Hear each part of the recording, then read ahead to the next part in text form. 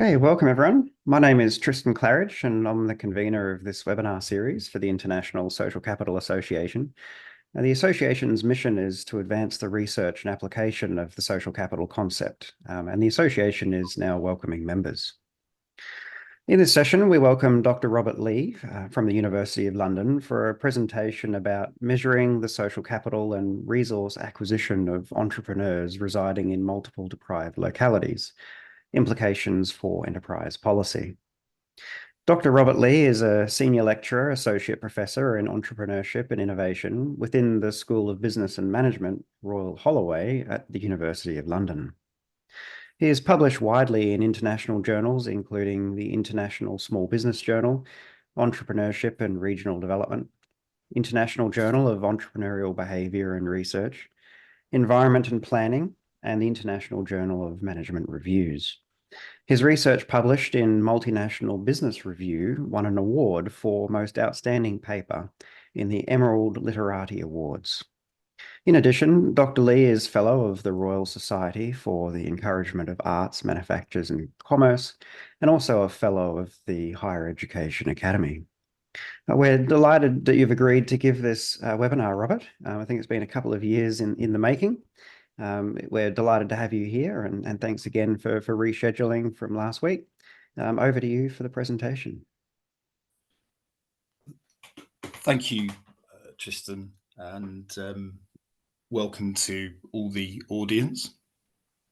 It is my great honour to discuss my body of research pertaining to social capital, especially in this very distinct context of multiple deprivation.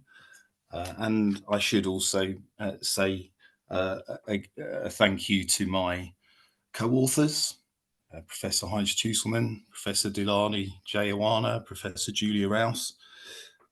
Also, I should thank some of my other key, very, very esteemed collaborators, Professor Ozzie Jones and Professor Eleanor Shaw, both very, very esteemed in the area of social capital. And I suppose, Tristan, once again, I'd like to thank you for taking on the role of the broker, which is inextricably linked to the development of social capital, according to Ronald Burt.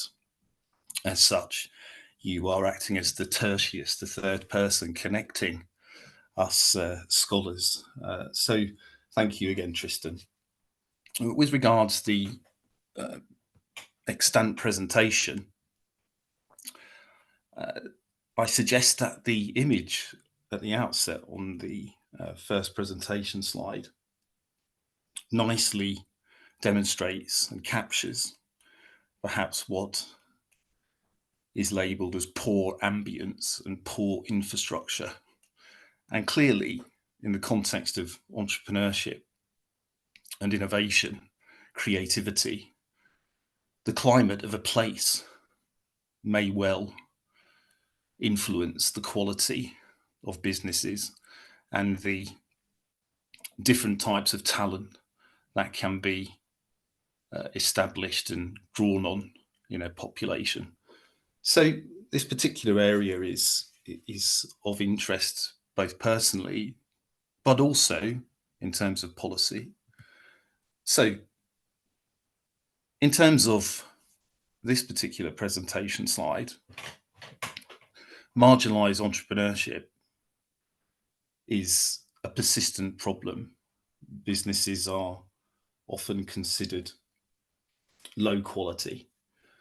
But in terms of the ODPM in the UK, the Office of the Deputy Prime Minister, Gordon Brown's initiative 2 decades ago, the Labour government, but also the OECD and the United Nations 2016 social exclusion report, it's very clear that understanding deprived and disadvantaged neighbourhoods is a pertinent problem. Understanding left behind communities have been at the heart of policy, underlying policy discussions and initiatives for over 2 decades, both nationally and internationally, and understanding how this persistent and stubborn type of social exclusion exists, but also negatively influences the capacity of localities, is something that seems pressing for a society that is compassionate and that has empathy. So, in the context, again, globally, perhaps I could signpost the words of Kofi Annan,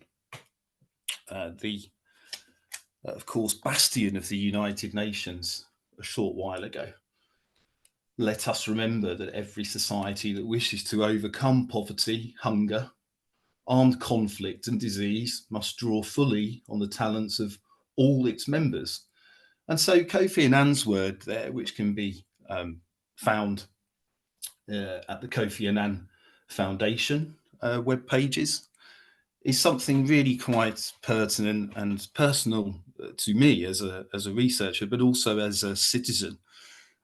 Understanding these left behind communities is something that has been well established in the context of social exclusion at the United Nations, as well as the OECD.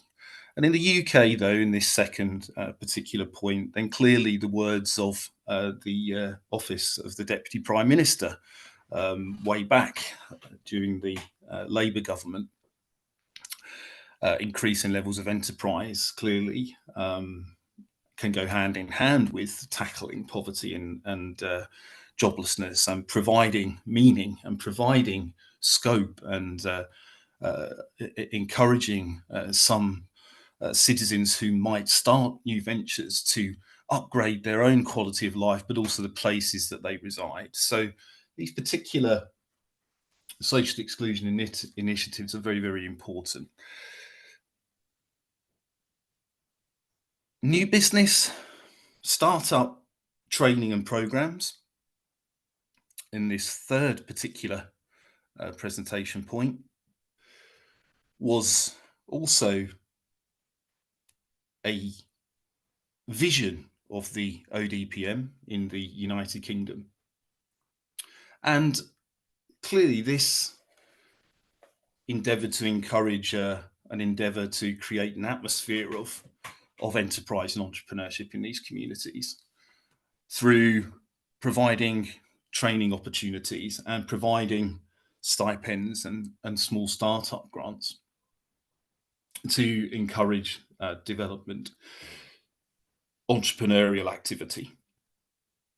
So in the context of deprived places, clearly, I think again, if we focus on the particular image, then it's clear that we can identify that many small businesses in these areas perhaps struggle to overcome the challenges of the poor ambience in the local community. These particular multiply deprived areas, typically in urban areas,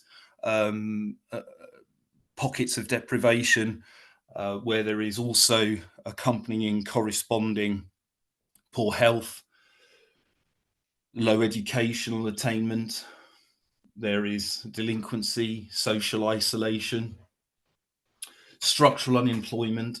And so there are these linked problems related to unemployment, skills, low incomes, poor housing, crime, poor health, so family breakdown and delinquency. So there is a pressing need to understand challenges and constraints in these areas, but also, in the words of the ODPM in the UK, very specifically, to understand how enterprise can increase the commitment to change. And this isn't just exclusive to the United Kingdom, it is also represented in the recent European Union 2020 Entrepreneurship Action Plan, which suggests the importance of understanding challenges of those in depleted localities and how local markets can be stimulated and developed through entrepreneurialism. So the policy is important, but as the presentation point, the third presentation point suggests, that there is a stubbornness. Many businesses that are started are unable to sustain a living wage. They are reliant on benefits. These businesses are often small lifestyle startups with no scalability, including employees or premises. Many are home workers. This turnover is small, and therefore this constrains their abilities to grow and develop ambitions. So, whilst this initiative is important to generate and upgrade a community spirit through entrepreneurship and the quantity of aspirations in local areas, it's quite clear that there are persistent challenges and persistent performance problems.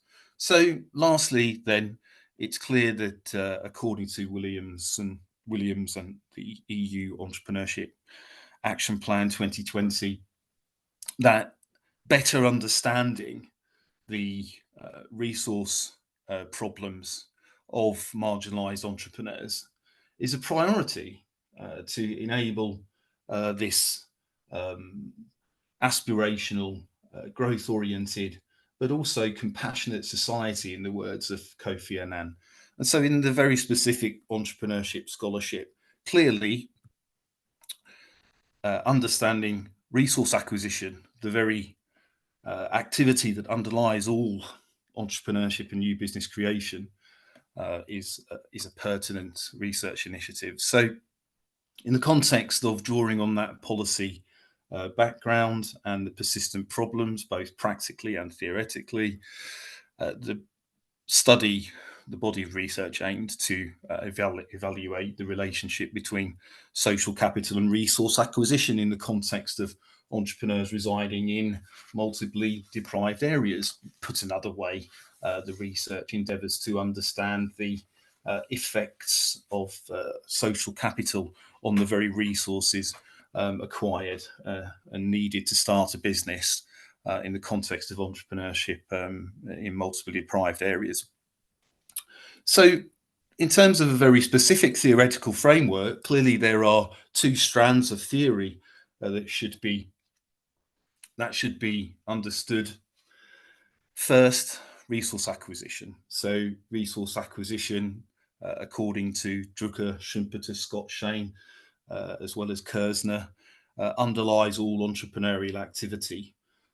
Physical resources, but also humanistic, information and knowledge-based resources underlie the entrepreneurial activity.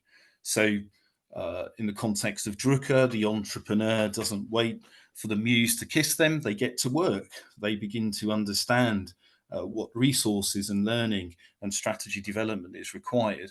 But for Schumpeter, and then echoed by Shane, in Schumpeter's words, the entrepreneurial function and the ability to acquire resources to combine in the new venture process is simply a matter of exchange. And so this suggests the importance of social capital as a particular theory of interest that may well explain the resource acquisition of entrepreneurs residing in multiply deprived areas, how entrepreneurs may access resources from social interaction. And in this sense, of course, we should suggest the importance of Pierre Bourdieu and Francis Fukuyama, Nan Lin and Robert Putnam, to name but a few. But not just theoretically, this has been this social capital approach has been adopted to a profoundly important extent across policymaking, globally speaking. I've already mentioned the United Nations, but the United Nations also have a social capital index. The European Union have a European Values Survey. We should also mention the World Values Survey. We should mention the World Bank and their micro credit program and the role and importance of social capital. At the national level in the UK, there is the British Household Panel Survey and the Office for National Statistics annual reviews of the state of social capital in the amongst and between citizens in the UK. in the very specific context of entrepreneurship, the Global Entrepreneurship Monitor and the Panel Survey of Entrepreneurial Dynamics are distinct survey-based initiatives that collate the state of entrepreneurship and social capital during business startup annually globally across countries. So social capital and its measurement, its understanding and evaluation is profoundly important globally and in this very specific context nationally. So I think we can all agree that the evidence of social capital and the attempts to measure social capital are often overwhelming, bewildering amount of data. Nonetheless, it is our role and importance and our job to be able to disentangle this particular theory. So social capital then, what is it? It clearly is and reflects an intangible humanistic asset, and it could go hand in hand with understanding the resource acquisition of entrepreneurs in this challenging context, because according to Putnam and Lynn, social capital is defined as networks, trust, and access to resources.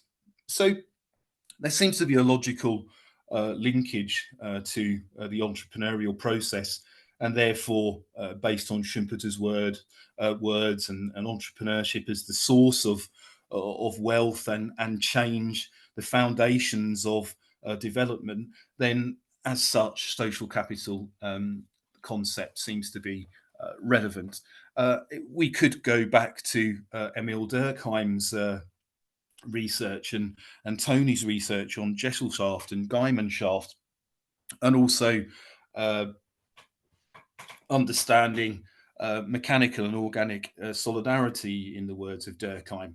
But Durkheim and Tony's considered it extremely fruitful, that the idea of social life, social exchange could be explained according to social structure and the different associated individuals, how they're grouped, who they interact with. And as such, the Woolcock and Marianne quote is perhaps a more contemporary, modern, industrial approach. It has a more modern industrial undertone to it, but clearly it represents and builds on Emil Durkheim's and Tony's classical research. It's not what you know, but it is who you know, that gaining knowledge is, of course, underpinned by social interactions in the workplace, in communities, in institutions. Something that is of value to all groups, all societies, all communities across the globe.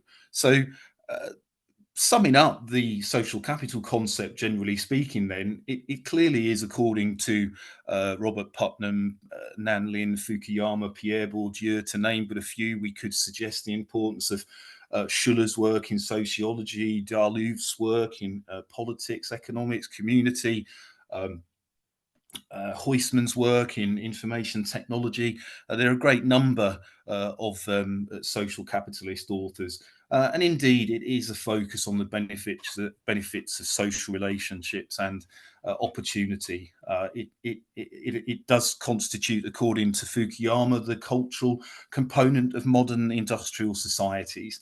So drawing together the World Bank, Woolcock and Marianne, Putnam's work, these classical theorists, as well as the OECD and the United Nations, then in the economic literature, the importance of social networks and trust is crucial to understanding shifts in values and patterns of social engagement and resource acquisition, and how it can provide and promote opportunities for advancement. And indeed, the OECD's seminal social capital, human capital, and the well-being of nations research is something that is of great relevance. And in the entrepreneurial literature, then, of course, a number of authors building on the classical business, managerial, innovation and regional science, economics theory.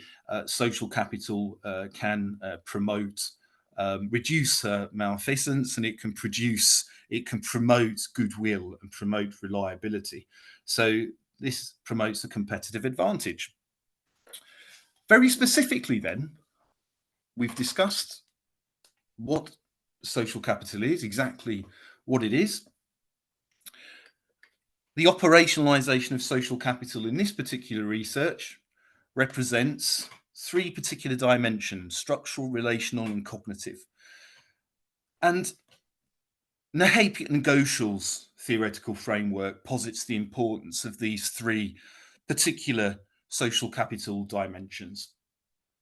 So, as such, we know that social capital can promote access to resources at the individual or social unit, community unit, because friends and acquaintances, such as neighbours, customers, suppliers, family, institutions, lawyers, accountants, venture capitalist investors can, via their own networks, propel us and snowball us into wider networks.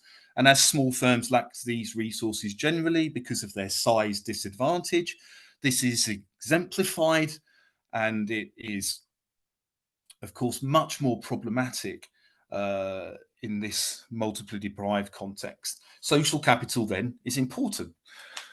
What about this first dimension then, this structural dimension? Well, the structural dimension is crucial because the structural dimension refers to the building of ties, who you know, who you can reach, and it represents the structure of networks and ties. So at the very foundational level of social capital is the networks that an individual social unit or community has access to.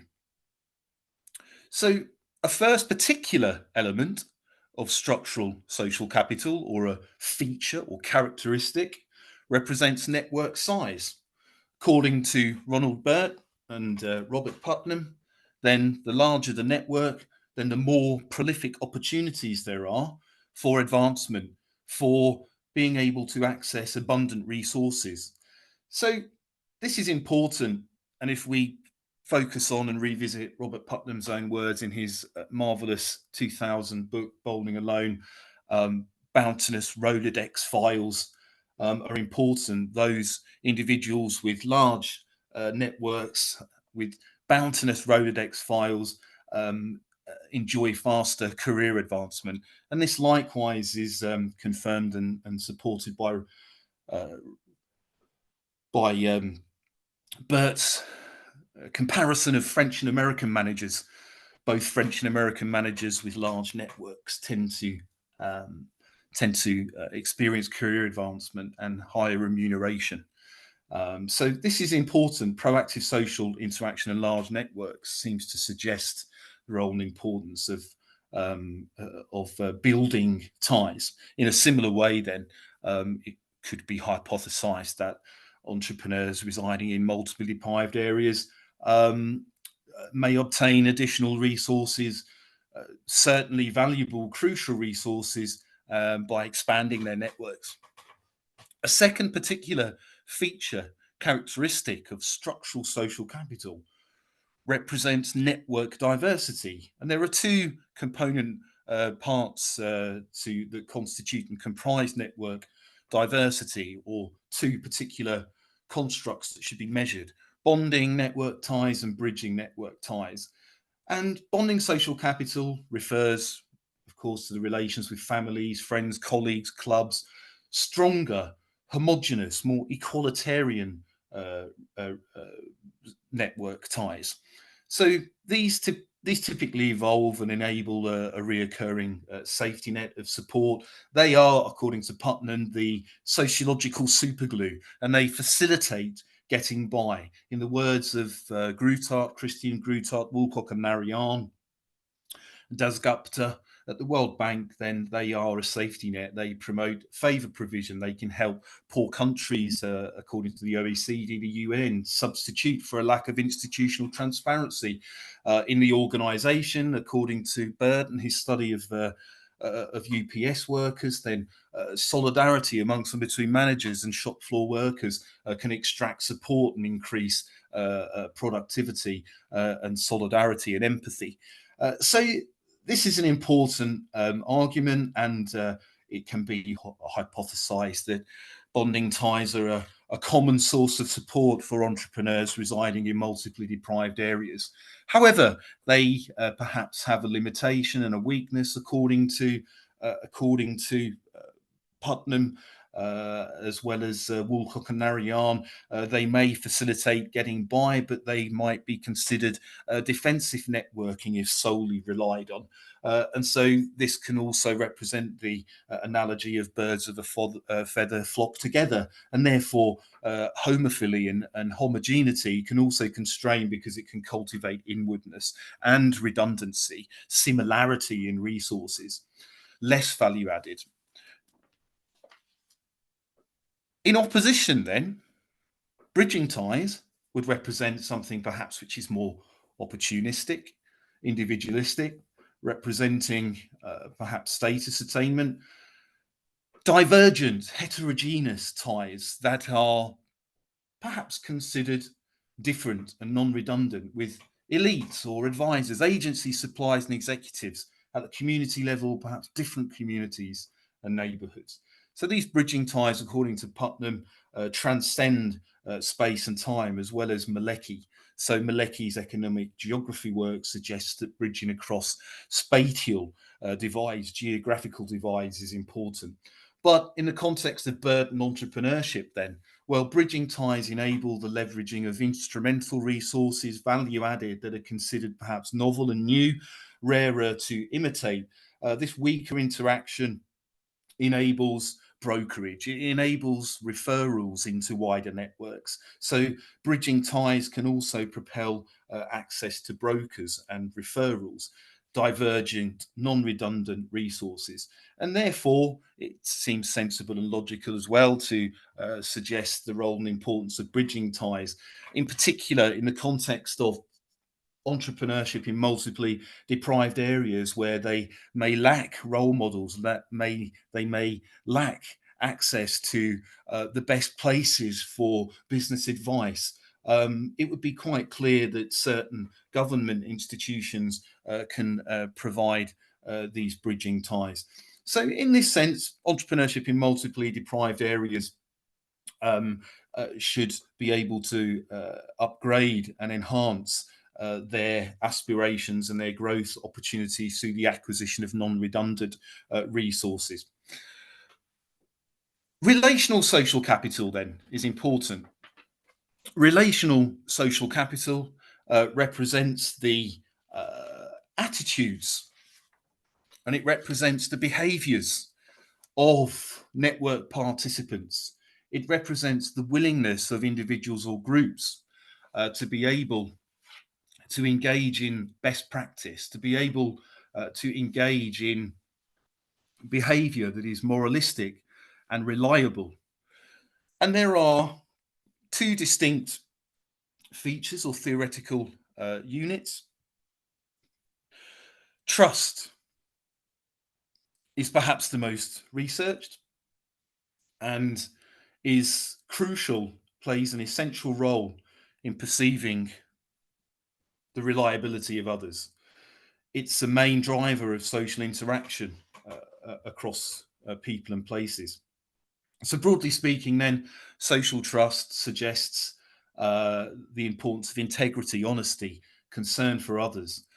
In the business, managerial and economic geography literature, social trust is considered extremely important, often perhaps labelled generalised trust, having faith in those and knowing that familiarity will facilitate dealing with strangers, and that certain types of integrity and everyday barter is based on honesty. So understanding that others can be trusted and perceived, deemed as honest, clearly is important, according to Castells and Robert Putnam's crucial work in Bowling Alone.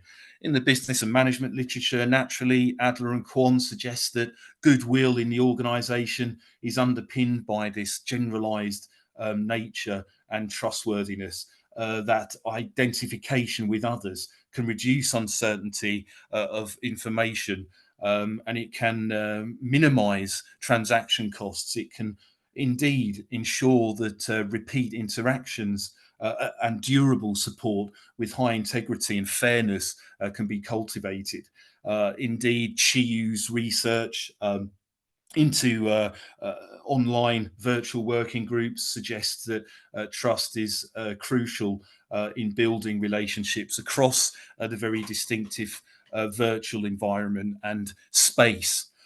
More specifically then, what about particularly in the context of entrepreneurship? Well, trustworthy relations should certainly reinforce psychological security for these very entrepreneurs in multiply deprived areas. It can appear to reinforce their attitudes and ensure that they are able to consistently build social interactions. A second particular feature or characteristic which has twofold aspects to measure would be norms, social norms. Generally, in Nahapian and Goshal's framework, reciprocity and obligations and expectations are considered to be two extant norms because they are behavioural in the sense that they are able to create the environment of standards. So in the context of reciprocity, well, reciprocity is something that can clearly be identified with and can be converted into action. Reciprocity then, according to Putnam, represents the favour bank or the repeatability of exchange. A favour, I'll do this for you if you do that for me. And it can be observed and regulated and is quite clear and easily accessible. It promotes relational maintenance and it promotes collegiality and repeatability. And again, Chiyu's research of online community suggests that information transmission at high velocity, but also reliable information is cultivated by reciprocal arrangements, by reciprocity, by being aware, of course, that there has to be favour giving as well as favour receiving to facilitate fair exchange. And in the context then of entrepreneurship, it seems logical to suggest that neighbourhood renewal and entrepreneurs in these contexts of redevelopment, regeneration of deprived urban areas in central agglomeration economies have to be able to reciprocate favours to maintain any type of ongoing relationship. In the context of obligations and expectations, well, these suggest the role and importance of a desire and motivation to engage in a rule of conduct. Obligations, of course, might represent a rule of conduct, whereas expectations might reflect a commitment or it might reflect an anticipated expectation. In the entrepreneurial economic literature, Mark Casson and De La Guista in their seminal research suggest that customary obligations and anticipated expectations can facilitate access to resources. So clearly, again, using that logic, that entrepreneurs residing in multiply deprived areas would need to demonstrate respect towards others, in particular the expectations of others, but also focus on meeting core customary commitments and obligations. So the flow of information, resources and knowledge is based on obligations and expectations, normative behaviour. Lastly, then, in the context of business and management, cognitive social capital is something very distinct and bespoke and tailored. Perhaps in sociological literature, according to Woolcock and Narayan and Christian Gruthart's research, but also Maskell's research and Schuller and Barron's research, cognitive aspects of social capital have been considered to overlap with the principles of norms. Now, recall that that is in the sociological or political, civic attitudes-based community scholarship. In business and managerial innovation and entrepreneurial economics, cognitive social capital is something perhaps considered to be slightly different. It represents perception, social perception, and it represents the ability of workers and economic actors to be able to perceive the needs of a broad range of interactive situations, perceive the needs of others, and to be able to adapt.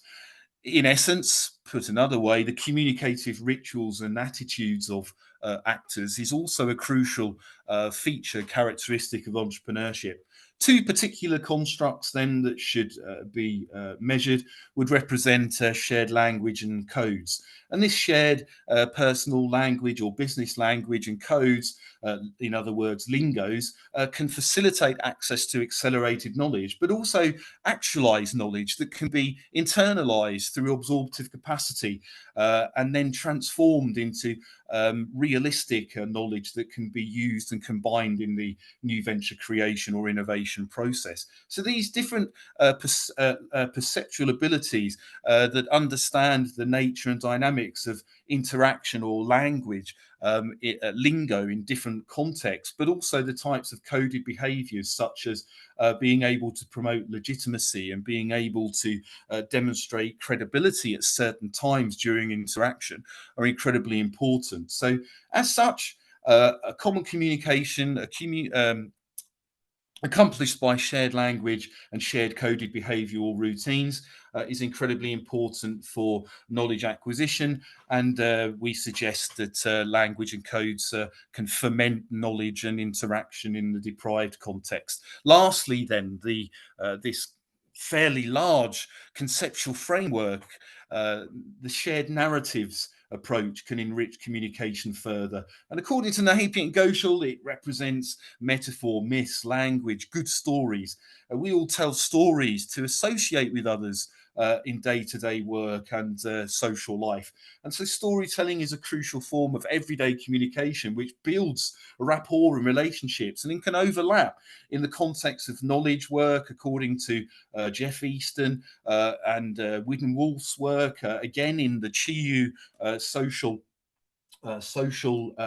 knowledge exchange in a virtual community study. Well, it can represent actors being able to build a rapport a bit around the accounts of failures in their life or work, their successes in life or at work, their exertions, failures, topics that can inspire the imagination, short stories and vignettes. And so, in essence, according to Entrepreneurship, Martins and Lounsbury, they suggest that stories enable entrepreneurs to build a rapport and get the money they need to exploit opportunities, as well as knowledge information. It can further enrich the resource acquisition process, and therefore we suggest that being able to efficiently tell personal stories to enrich and foment supportive relationships is also a crucial activity for entrepreneurs in the deprived context, left behind context. So now we proceed to the practical parts in the context of operationalizing the study. In terms of the method, it is useful to understand that the sample first is valid. It has reliability. It is deemed to represent the multiply deprived context. So the new Entrepreneurship Scholarship Programme, in this first point, sequentially going through these method points, the new Entrepreneurship Scholarship Programme was the convenient sample for this particular piece of research, particular study. As such, it represented a government initiative. It was managed and administered by the Prince's Trust. It was supported by the Department of Communities and Local Government, and a number of universities received funding to train, mentor and coach entrepreneurs residing in multiply deprived areas, as well as administer their startup grant. So all of these entrepreneurs represented the multiply deprived context, because a condition of their registration on the new Entrepreneurship Scholarship Programme was that they reside in lower super output areas, which, according to the Index of Multiple Deprivation, the figure on the right-hand side represents the hotspots or the pockets of multiply deprived deprivation. The gradient key clearly confirms that there are pockets of isolated multiple deprivation, typically in large urbanized areas. And these lower super output areas are pockets or wards of deprivation across urban areas. All of these entrepreneurs are suffering from some form of deprivation, including exclusion, joblessness, poor health, the general types of constraints already discussed at the outset in the context of left behind and multiply deprived communities. So in this context, then, all of the respondents represented the multiply deprived context. They resided in multiply deprived context. The observations that inform the computations and OLS regressions, the stepwise regressions, represent 211 responses. And so at a cursory level, I'll overview some of the interreliability aspects of the computations, but you can clearly review the full method in our article published in Entrepreneurship and Regional Development. So the independent variables were all measured on a Likert scale, suggesting low to high, except network size, which was a frequency count of the number of different ties utilized. All of the measurement were underpinned by conceptual empirical literature. Therefore, all of the constructs and items were either adopted or adapted from previous empirical studies. The regions were computed based on the 2019 index of multiple deprivation. And as such, we developed and entered a reference category and compared all the other regions to this reference category. Namely, the reference category was decided as the south east of England. And the rationale and logic justification for this selection is that the southeast of England is the least deprived region of the UK. It has the least number of deprived areas, pockets of deprivation in the UK. In the context then of confirming the interreliability of the constructs, exploratory analysis was computed, and the interreliability scales were all above the recommended threshold according to Nuances and Hare 0.7.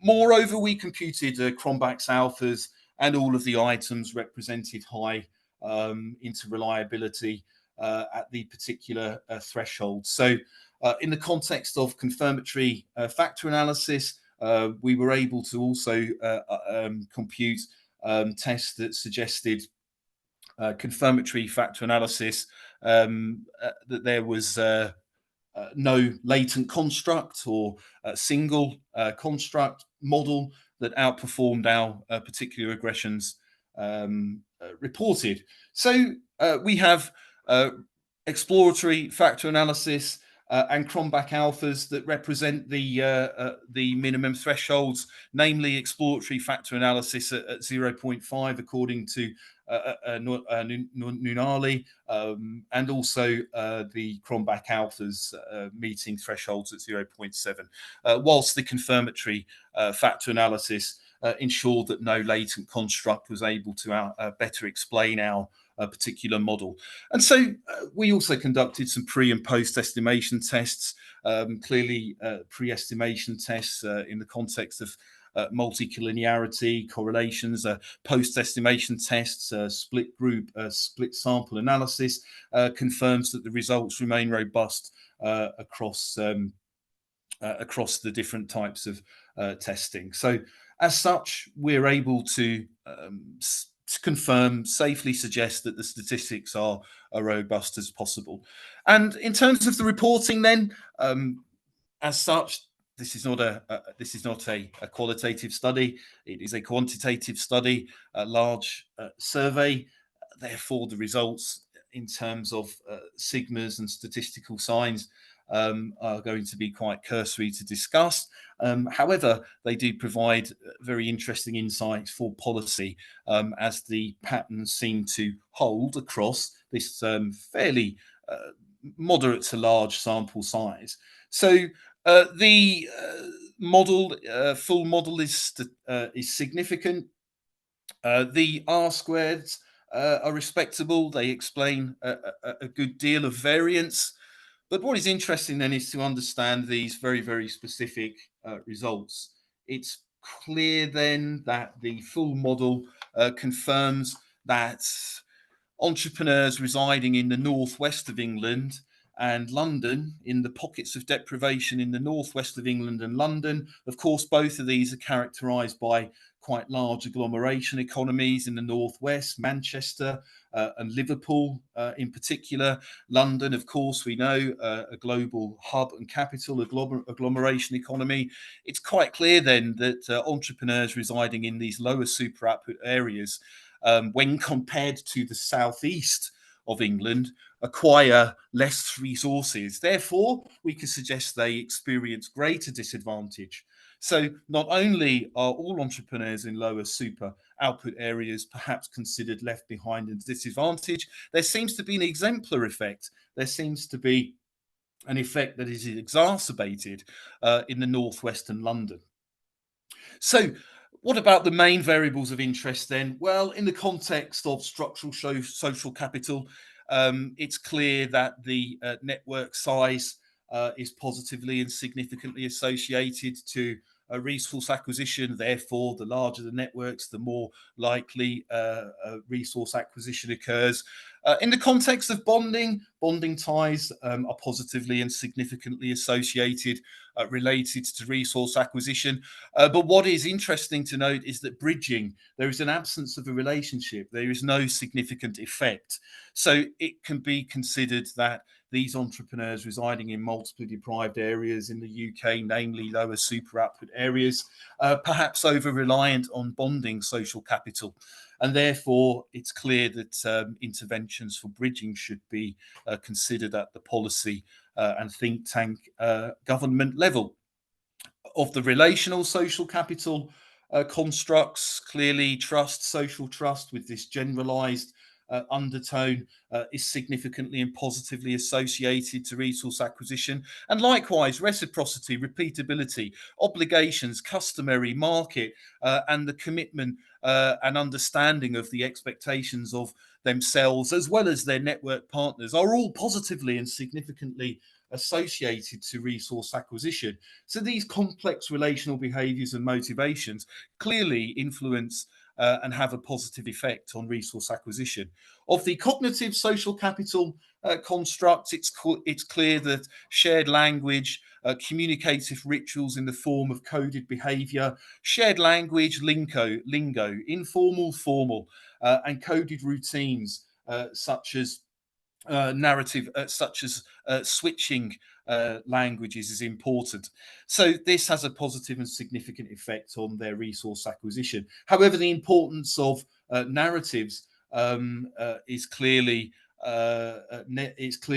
of no significance. So there is no significant effect pertaining to narratives and the resource acquisition of entrepreneurs residing in multiply deprived areas. So like the structural aspects, perhaps there is a deficit in the social capital of our left behind entrepreneurs suffering from disadvantage or elements of exclusion. It's clear that they're either unwilling or unable to use the rich array of narrative storytelling that can create the rapport and affiliation pertaining to successes, failures, exertions, efforts, and so on. So, Northwest London, negative sign, negative and significant. They experience less resource acquisition when compared to entrepreneurs residing in the most deprived areas of the south east. So there seems to be an exemplar effect there, and the picture is rich for the main variables. So summing up now, really, because I'd like to open the floor to questions and actually glean all of your expertise pertaining to ideas around policy. Well, in the context of this particular study, then a first contribution, sequentially moving through these presentation points, suggests then that complex structural social capital routines, net engagements in networking building activity is important. Cultivating large voluminous networks corresponds to resource acquisition, as does bonding ties. The ability to cultivate and build homogenous social interaction is incredibly important for knowledge and information, as well as other types of resources. In the context of Cook et al.'s words and his seminal study of innovation and entrepreneurship across the regions of the UK, obviously entrepreneurs in the UK collaborate with others on certain business functions to overcome their lack of resources, their size disadvantage. Likewise, in this sub-context, this very specific context, or a very unique subsample of the general entrepreneurial population, our research suggests that likewise, and support Cook et al.'s research, that entrepreneurs residing in multiply deprived areas can expand their networks to help overcome disadvantage, and they can, of course, build resilient, strong bonding networks. However, taking the last 2 points together, according to Putnam's words, and according to Malecki's economic geography writings, that our sample of entrepreneurs residing in multiply deprived areas, of course, are unable to build bridging social ties. They're unable to develop shared narratives, and therefore this might exemplify or the effects of being left behind. It might in their ability to mitigate the insidious effects of exclusion and collective blindness or inward parochialism. It can be considered a significant challenge because of the absence of bridging ties or the ability to cultivate the most diverse type of interaction in society to build rapport.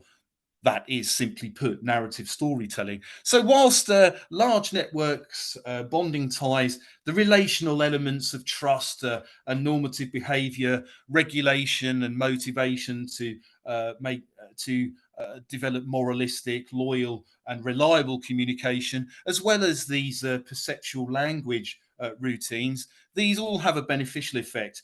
But what is most crucial is that we demonstrate from this nationally representative survey that entrepreneurs residing in deprived areas are perhaps unable to most effectively mitigate the insidious effects of being left behind because of a lack of bridging ties and a lack of ability to cultivate and foment shared narratives and storytelling for rapport building. So in that sense, thank you very much for your willingness to listen to the presentation, and I would like to open the floor to any questions, and in particular I'd like to ask you how we can better promote the social capital and scalability of these marginalised entrepreneurs, in particular because in the UK there has been recent analysis by various think tanks that demonstrate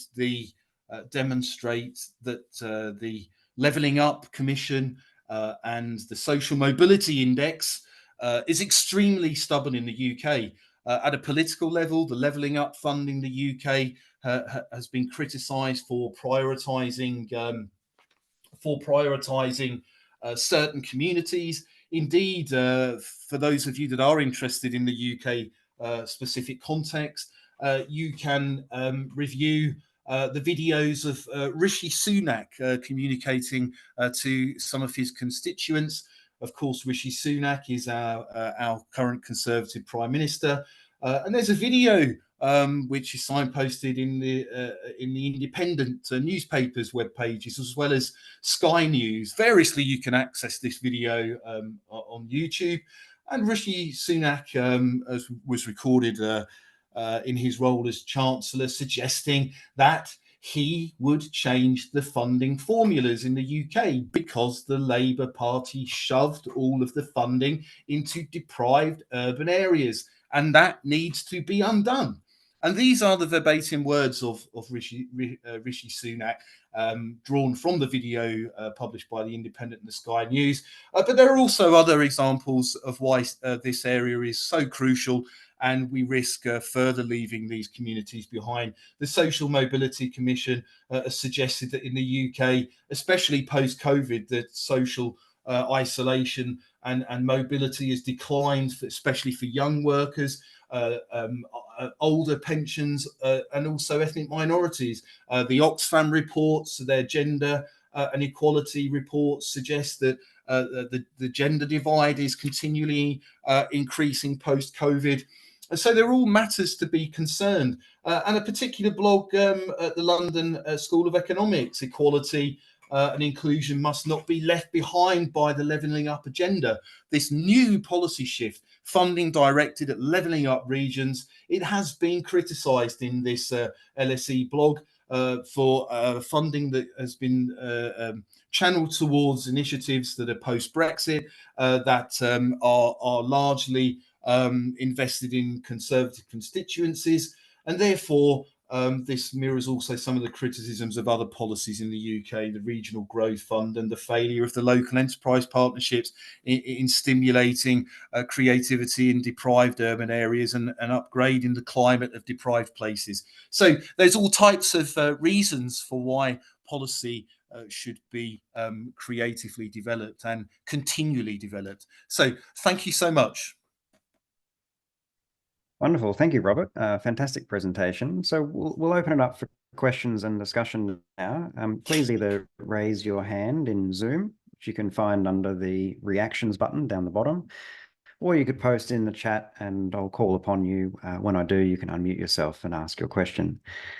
So think about your questions, start getting them in. I might start with the first one, Robert. I'm not sure it's exactly a question, but I think so often when we talk about social capital, we often identify what you identified in this research, which is that people in disadvantaged areas often lack those bridging ties. And as a result of that, they have to rely overly on their bonding ties, on their own community. And if it's a disadvantaged community, then of course there's not the kinds of resources there that are going to help them to get ahead. So the solution, as you identified, is quite obvious. We need more of these bridging ties. And as you also identified, that's not easy to do. You know, it's a simple recommendation, but in practice, encouraging or facilitating or enabling people to form these bridging ties is incredibly difficult.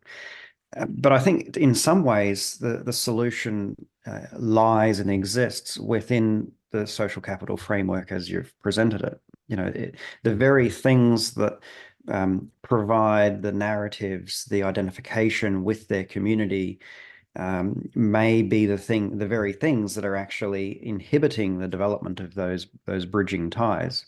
So the question becomes, how can we use the social capital framework to understand what those barriers are to the formation of those bridging ties, and how can governments intervene in that process? Which I think is incredibly challenging, but perhaps there are some ideas there that could be dug out if the policymakers are prepared to really engage with the theoretical framework that you've outlined in this presentation. So not really a question there, but I'm interested in your thoughts on what I just said. I couldn't agree more. I believe that there is a compassionate group of policymakers, and your wonderful association certainly exemplifies that, Tristan, and it builds on the perhaps more formalized, institutionalized research that is undertaken and evaluated by the United Nations under their sustainable investment goals, as well as the various global surveys, as I mentioned earlier, the World Values Survey. In the context of the World Bank, they're marvelously rich policy frameworks that reflect on perhaps what can be considered the most disadvantaged, those countries that are disadvantaged. So there's enormous complexity to understand. And likewise, business and management frameworks are holistic, organic as well, and identify perhaps areas where diversity needs to be embraced. And I've highlighted, hopefully, interestingly for the audience, this extant area of entrepreneurship. As we know, entrepreneurship is the basis of capitalistic growth. It underpins economic development. That's not to suggest, obviously, sustainability, social and charitable third sector activities are not creative or innovative, but clearly, in terms of upgrading communities and encouraging investment, entrepreneurs with growth aspirations and with a motivation for change and to aspire upwards, to be visible, I think is incredibly important. But to the extent that this can be accomplished, I'm not sure, because my last presentation slide clearly exemplified the perhaps contradictions in policy. And at the UK level, I've signposted the words verbatim of our Prime Minister, suggesting, it seems implicit to me and implied, that he's suggesting to an audience in his constituency that the Labour government's focus, of course, we understand that the Labour government is much more socialist, perhaps, and has a different agenda. But what is quite clear is that he disagrees with the funding into urban deprived areas. Perhaps he's suggesting a shift or change in policy, and we've seen that through the regional growth funds and the local enterprise partnerships of targeted investment.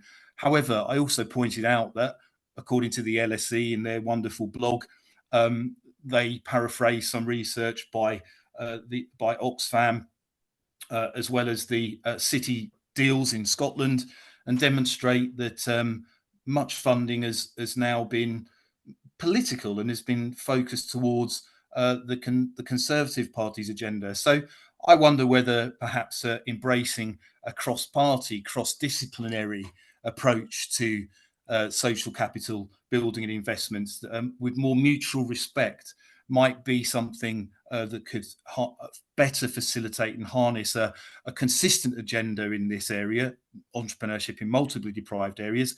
And, however that might translate to the audience's areas of scholarship, clearly community studies, political association, understanding the social exclusion and inclusion agenda of different groups in society in general, the young, pensioners, etc. So yes, resourcing, sharing, learning, and perhaps with more consistency could facilitate research and policy making at the national level, in my case. Yeah, precisely. And I think one of the key challenges to overcome is that when we, as in researchers, identify the need, say, for more bridging ties, the tendency for policymakers is to blame the victim and to simply say, well, they need to go out and they need to know the right people. They need to form these relationships, without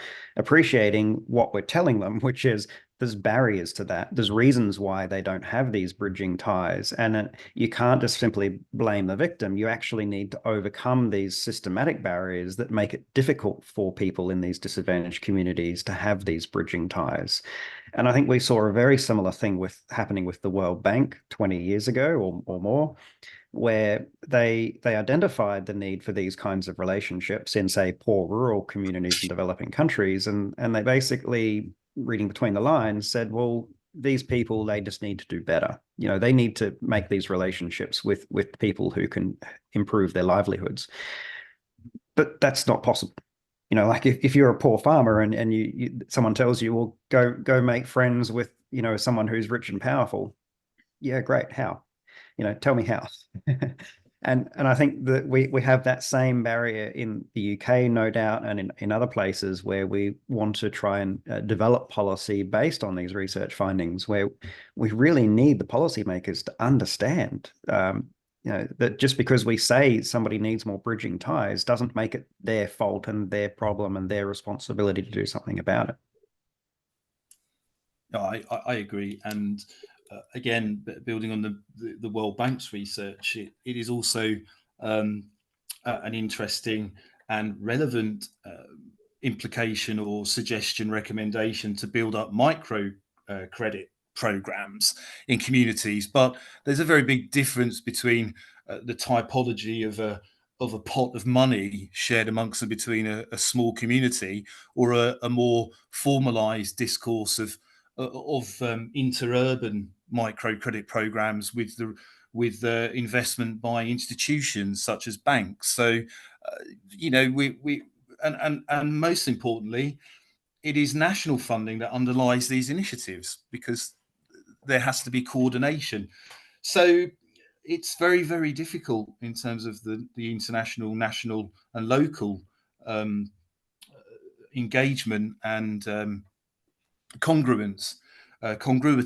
It becomes very difficult. We all have a desire to help, but enabling this policy development, certainly consistency at the national level, is something that I would advocate. And indeed, in terms of the national agenda, the very specific context that I have signposted, clearly there's efforts, or there have been efforts for targeted policy through investments and small stipends and grants and activities.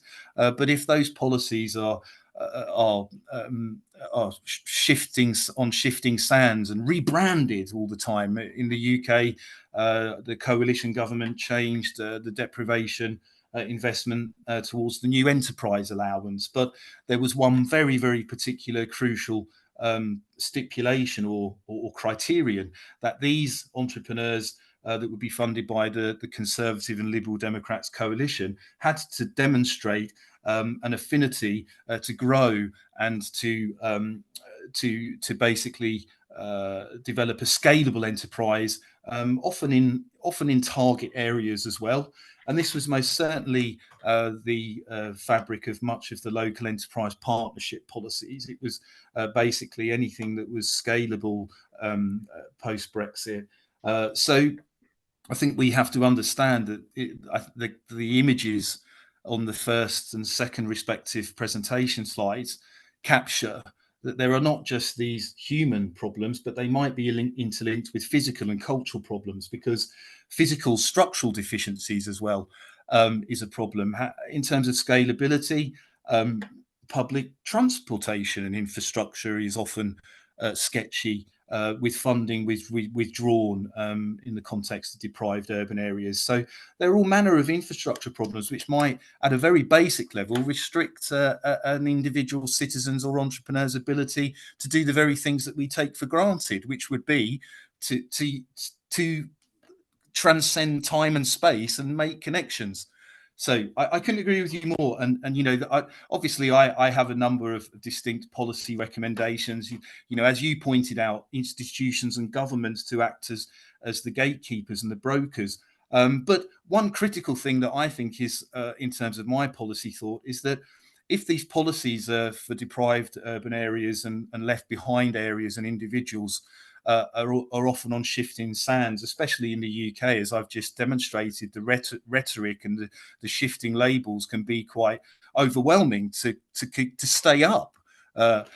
As such, I think that there has to be more consistency, and building institutional social capital that can then transmit benefits of bridging in these communities takes time and years of accumulation of knowledge and infrastructure.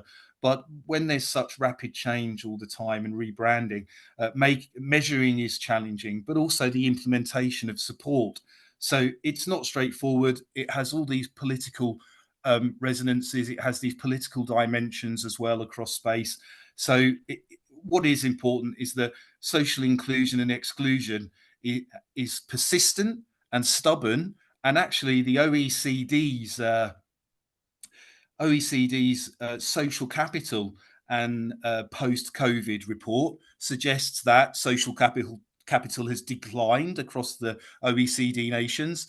Volunteering, community investments, visiting friends and family. So at a basic level, social capital has declined as well.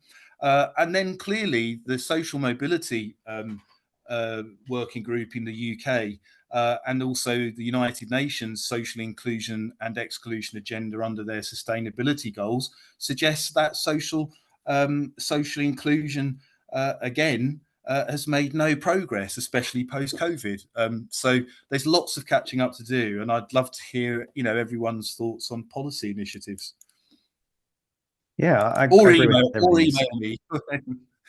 Yeah, and certainly we could discuss this quite a lot more. But I want to get on to questions from other people who have raised their hand. Cool. Raymond is next, and then we have a question from Diego in the chat. So Raymond, over to you next. Okay, thank you very much. Very impressive presentation. A lot to chew on.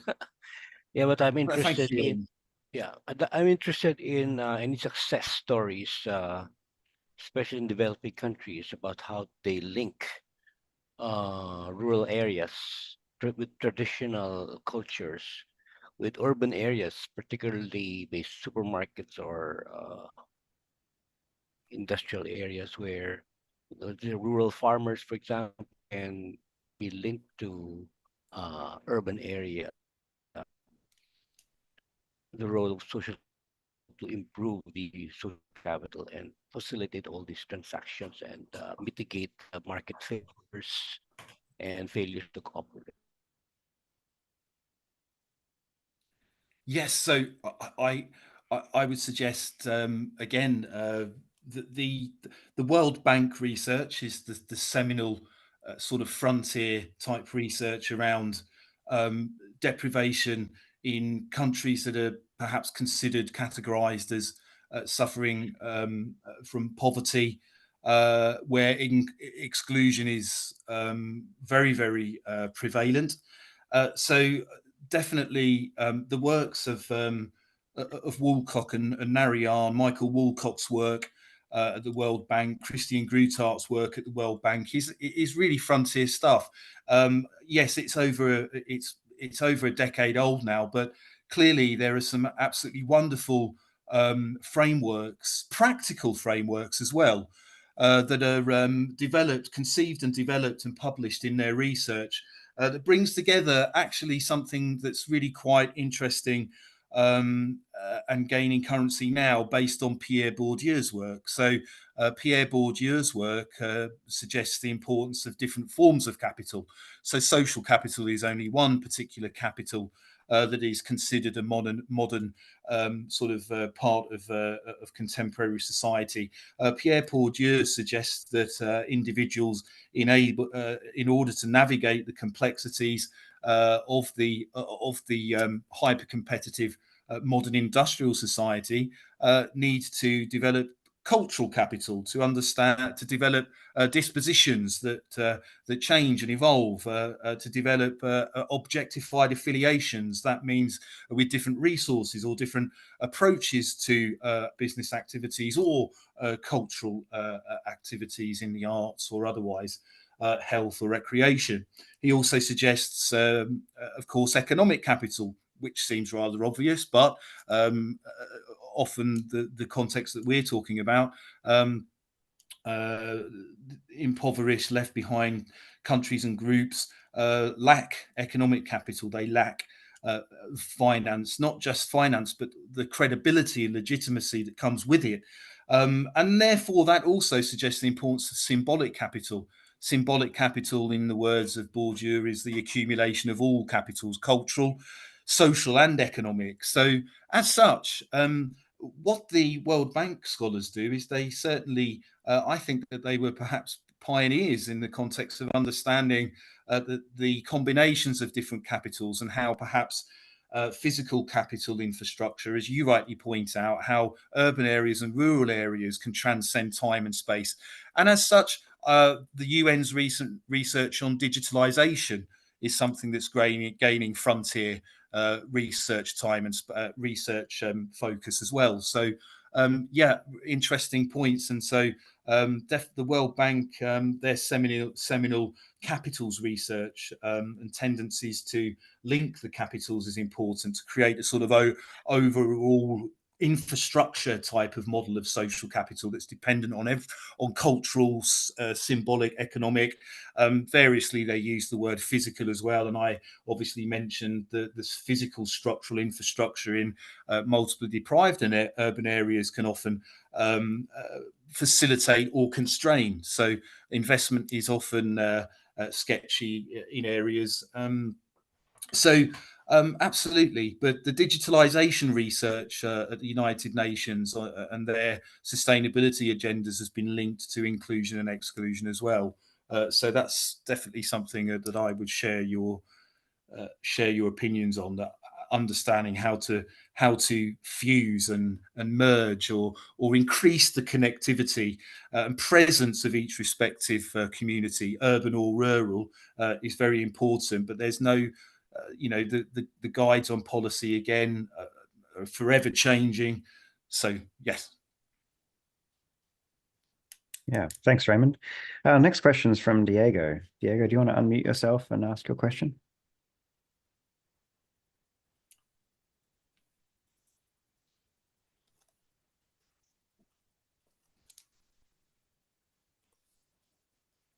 Looks like you unmuted, but we can't hear you.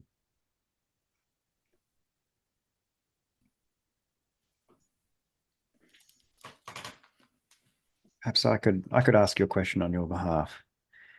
So Diego's question is, considering the lifetime of business, especially in deprived areas, how can social capital extend beyond the creation of SMEs towards sustainability and resilience of these enterprises? Does it have a place in it, or do we need to move beyond it?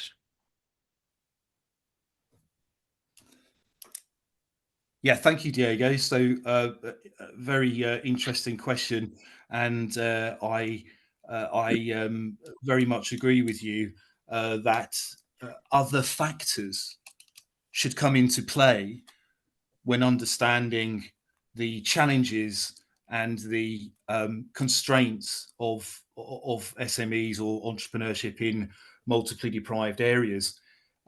Certainly, I would suggest that based on the body of research and social science around social capital, that clearly bridging ties are important for innovation-based firms.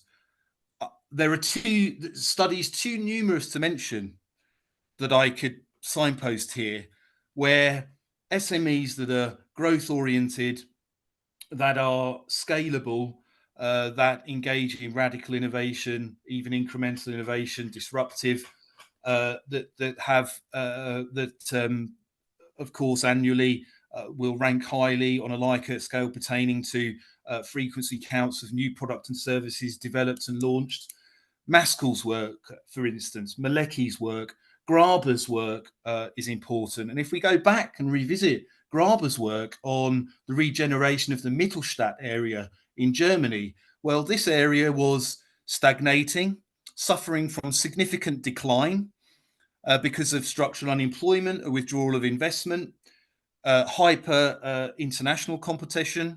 And so Graber's work demonstrated that the Mittelstadt localities, businesses renewed themselves by bridging outwards into the perhaps more affluent areas of Western Germany, the agglomeration economies, which we clearly know, indeed Munich areas, but also utilising bridging ties in the European Union and also globally to identify new internationalised opportunities for the traditional industries there. So at the economic geography level, that wonderful research in 1993 by Graber certainly suggests the role and importance of bridging ties as a core mechanism for enhancing and facilitating renewal.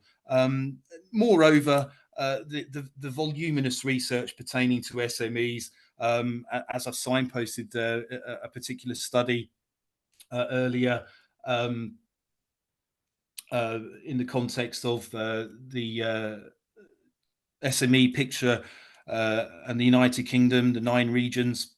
But this study also, England, and this study also studied Scotland, Northern Ireland, and Wales as well. So it really was a true representative picture of the United Kingdom. Cook's research demonstrates that SMEs that are more innovative, more growth focused, experience higher turnover, profit, and have better paid staff. Bridging ties is significantly associated to these outcomes. Now, of course, that's not to suggest that they don't have their own challenges, but there's certainly a picture, a body of research which demonstrates the importance of bridging for aspirations and growth. But I would certainly suggest that that it is not a one-size model or picture fits all. Bridging ties and also shared narratives are not a silver bullet. So policy that would make the linkage between upgrading the communicative efficiencies of these entrepreneurs. Clearly in the context of bridging, there might be a relationship to more complex communication routines that can promote and signal credibility and reliability. And there is certainly in the research that I've presented, entrepreneurs that are left behind in these deprived areas certainly are either unwilling or unable to cultivate this more diverse, divergent, tacit type communication, coded, that can promote reputation management and maybe open up the key is the key to opening up bridging ties. But I certainly would agree with you. There's actually a body of research that is emerging and gaining currency in the entrepreneurship and small, medium and enterprise literature and the innovation literature, that resilience has come back to the forefront. Resilience, typically, there are various studies that suggest the role and importance of resilience in perhaps challenging circumstances, in the context of regions suffering from war and deprivation as well. But post-COVID, all businesses require resilience: economic, social, cultural. So in that sense, Diego, I would absolutely agree with you. I believe that future research should take together and combine and understand the joint effects of social capital, bridging ties, and entrepreneurial resilience. And indeed, there are special issues emerging in the entrepreneurship literature post-COVID that argues for a greater emphasis on resilience. So thank you for that question. Very intuitive. Yeah, thank you for the question. We're starting to run short on time, so I think we have time just for one last question. Plamen Petrov, would you like to ask your question?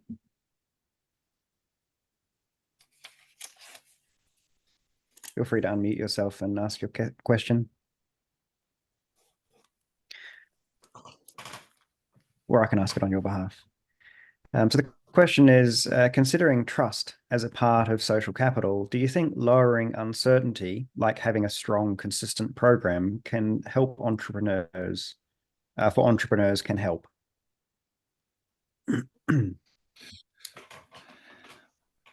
Yes, I suggest that in the context of social capital, trust tends to be the second most researched area across all scholarship, whether that's political scholarship, communities and local government, whether that's sociology, education.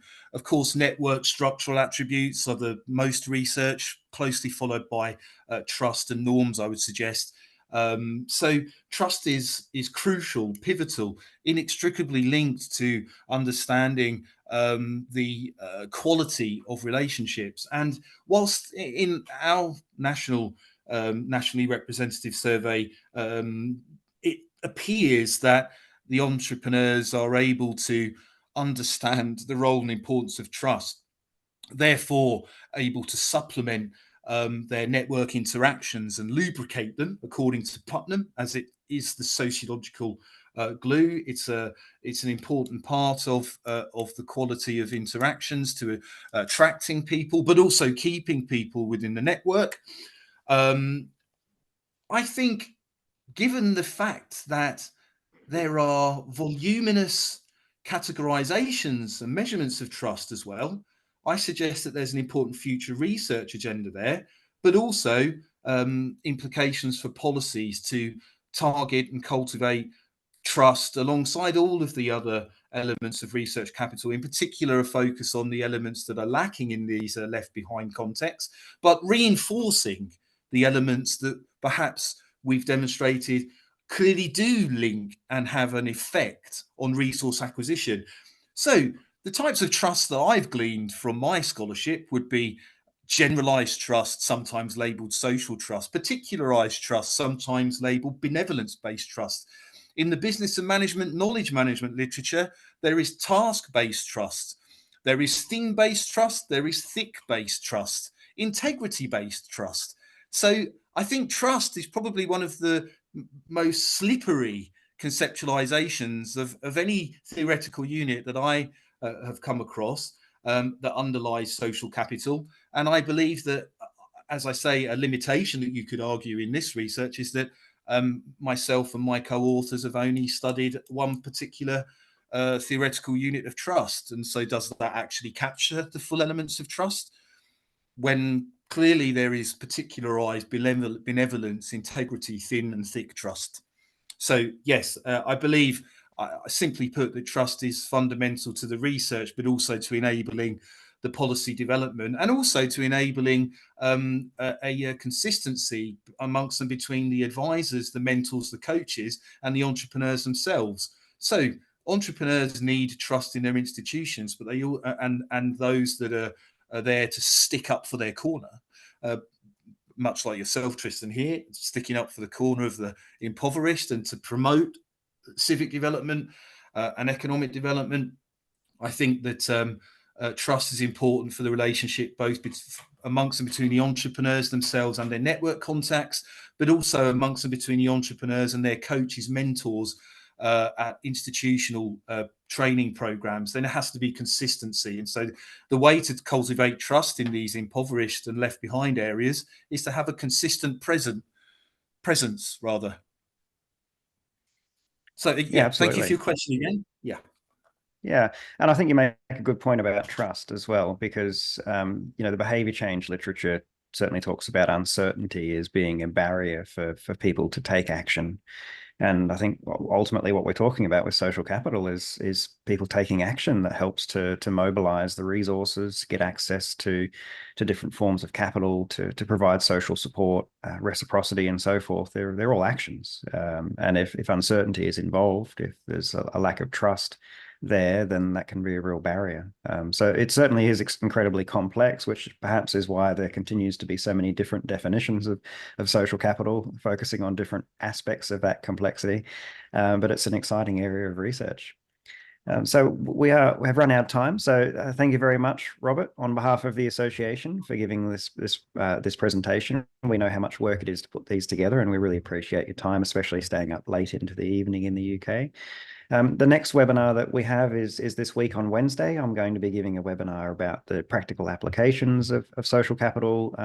Everyone's welcome to join that webinar, and you can see the upcoming events. We have a fantastic series of webinars coming up in the next few months on the website. I also posted a link to our community space. Everyone's welcome to join that space, get involved, collaborate, share resources. We want to build social capital. That's what we talk about. That's what we should be doing as well in this space, helping everyone to conduct our research better. So that community space is also available. So yeah, thanks again, Robert. We really appreciate it. No problem. My pleasure. Thank you, everyone.